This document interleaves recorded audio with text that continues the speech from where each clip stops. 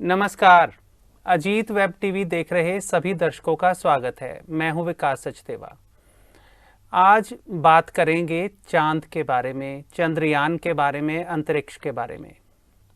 बचपन में आप सभी ने भी जब कभी अपनी माँ से, दादी से या कभी नानी से कहानियाँ सुनी होंगी तो उसमें चांद और चांद पर रहने वाली परियों के बारे में ज़रूर सुना होगा।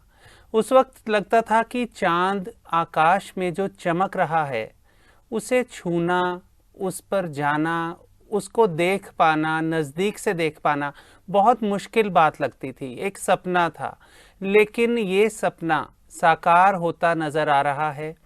ये सपना साकार कर रहे हैं भारत में बहुत जल्दी अपने कदम जिस तेज़ी से चांद की ओर बढ़ाए वो काबिले तारीफ है।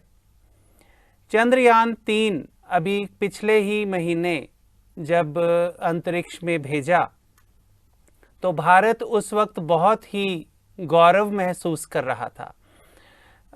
थोड़ा सा आपको अंतरिक्ष के बारे में बताएं कि अंतरिक्ष में भारत ने जब अपनी यात्रा शुरू की, अपना मिशन शुरू किया, तो सबसे पहला जो यान वहाँ पर आर्यभट्ट के नाम से भारत ने भेजा वो 1975 में वहाँ पर गया।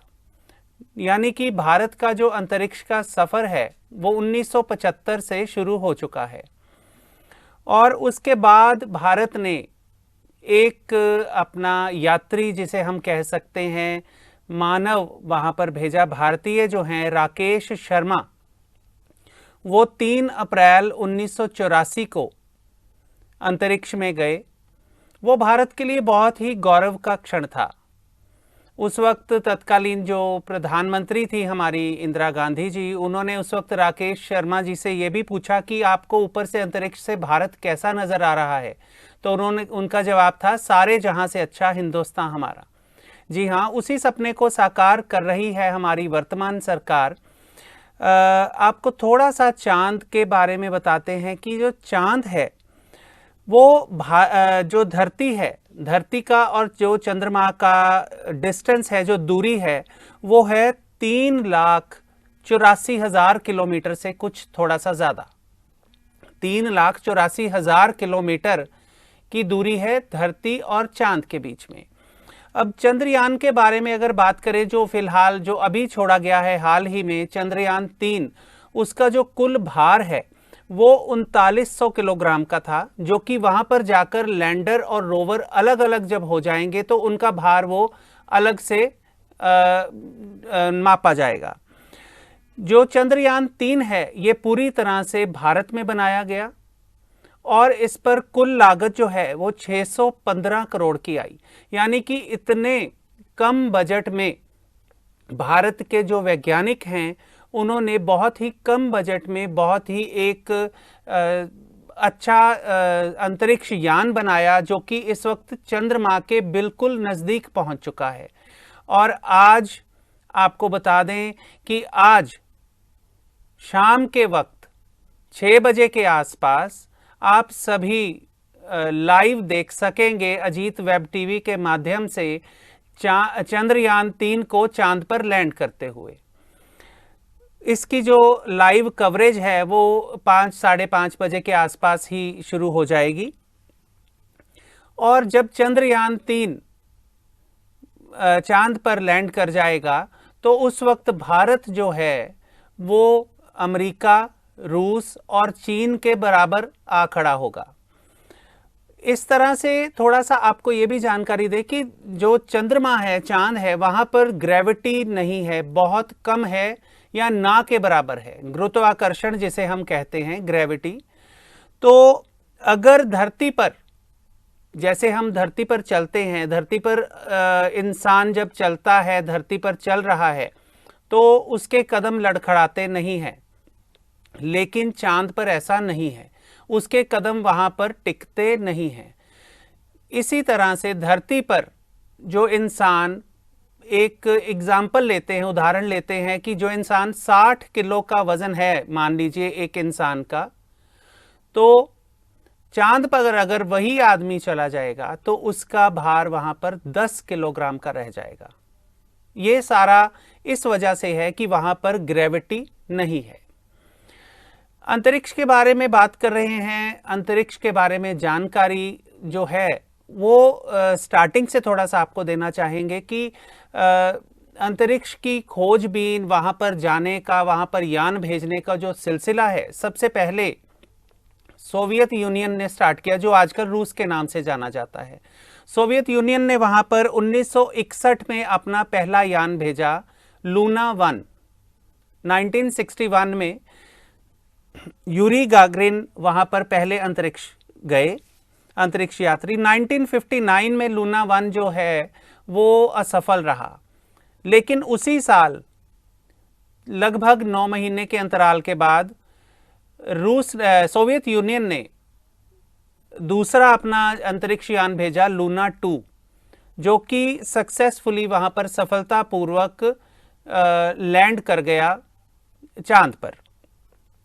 उसके बाद धीरे धीरे ये सिलसिला उनका चलता रहा, चांद पर खोजबीन करने का, चांद से पानी का पता करने का। और सबसे पहला जो अंतरिक्ष यात्री रशिया ने भेजा अंतरिक्ष में, वो था यूरी गागरिन, जो कि 1961 में अंतरिक्ष में गए थे। इसके बाद 9 अगस्त 1976 को सोवियत यूनियन ने लूना 24 भेजा था अंतरिक्ष में। उसका मिशन 13 दिन का रहा, वहां पर 13 दिन वो वहां पर चक्कर लगाता रहा और उसने वहां पर पानी के होने का पता लगाया कि चांद पर पानी भी है। इसके बाद सोवियत यूनियन के विघटन के कारण, सोवियत यूनियन के टुकड़े हो जाने के कारण जो इनका अंतरिक्ष का कार्यक्रम है वो थोड़ा थम सा गया था। तो लूना 25 लगभग 47 ईयर्स के अंतराल के बाद, 47 साल के बाद लूना 25 जो अब रशिया ने अंतरिक्ष में भेजा, वो असफल रहा। किन्हीं तकनीकी वजह के कारण वो असफल रहा। तो आपको बता दें कि बात वापस आते हैं चंद्रयान 3 पर। चंद्रयान 3 जो है वो आज जब लैंड करेगा, उससे पहले एक दिन पहले उसके लैंडर ने वहां से कुछ तस्वीरें भेजी हैं। वो तस्वीरें बहुत ही हैरान करने वाली हैं कि इतनी क्लियर तस्वीरें जो हैं, वो तस्वीरें हैं कि चंद्रयान 3 कहां पर लैंड करेगा, वो अपना धरातल कहां पर खोज रहा है, उसकी सारी तस्वीरें उसने अलग अलग जो वैज्ञानिकों को धरती पर भेजी हैं। और जो लैंडर है, 2 घंटे के बाद लैंड होने के बाद, जो लैंडर, जब विक्रम लैंडर है चंद्रयान 3 का, जब लैंड हो जाएगा तो उसके 2 घंटे के बाद उसके जो रैंप खुलेगा, लैंडर का रैंप जो है वो 2 घंटे के अंतराल के बाद खुलेगा। और उसके लैंडर के लैंड हो जाने के बाद, जब 2 घंटे के बाद रैंप खुलने के 45 मिनट बाद, रैंप खुलने के 45 मिनट के बाद वहां से रोवर जो है वो चांद पर उतरेगा, चांद को छुएगा। और उसके साथ ही भारत चांद पर सॉफ्ट लैंडिंग करने वाले देशों की कतार में खड़ा हो जाएगा। तो हम अपने वैज्ञानिकों को अग्रिम बधाई भी देते हैं इस सफलता के लिए और बहुत बहुत शुभकामनाएं भी देते हैं साथ में। और ये बहुत दुआ भी करते हैं कि जो वैज्ञानिकों की मेहनत है वो सफलतापूर्वक रंग लाए और जो चंद्रयान 3 का लैंडर है वो सफलतापूर्वक चांद पर लैंड करे, वहां को चांद को छुए। तो इसके साथ ही चांद को छूने वाला भारत एक अग्रिम देश बन जाएगा। आप सभी इसी तरह हमारे साथ जुड़े रहिए और देखते रहिए अजीत वेब टीवी। नमस्कार।